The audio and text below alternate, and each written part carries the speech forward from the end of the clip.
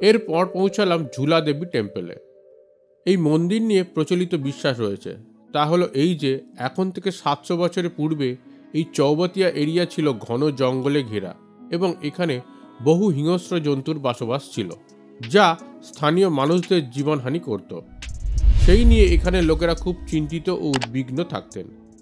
একদিন মা দুর্গা এক পশুপালকের স্বপ্নে আবির্ভূত হন এবং জানান এখানে কোনো স্থানে মাটি খুঁড়ে তারা পাবে একটি মূর্তি এবং সেই মূর্তিকে ঘিরে যেন এখানে তৈরি করা হয় একটি মন্দির, তাহলে তাদের সমস্যার সমাধান হবে।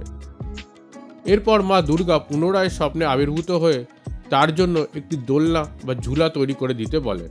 গ্রামবাসীরা তখন একটি দোলনা বা ঝুলা তৈরি করে তার উপরে দেবী মূর্তিকে প্রতিষ্ঠা করেন। এখানে দেবী দুর্গা দোলনা বা ঝুলায় রয়েছেন বলে এই মন্দিরকে বলা হয় ঝুলা দেবী টেম্পল। এরপর থেকে কোনো হিংস্র জন্তু জানোয়ার এই স্থানে থাকলেও তা মানুষের কোনো ক্ষতি করেনি। লোকের বিশ্বাস ঝুলা দেবী ভক্তের মনোকামনা পূর্ণ করেন, আর যখন মনোকামনা পূর্ণ হয় তখন ভক্ত মন্দিরে ঘণ্টা বেঁধে দিয়ে যান।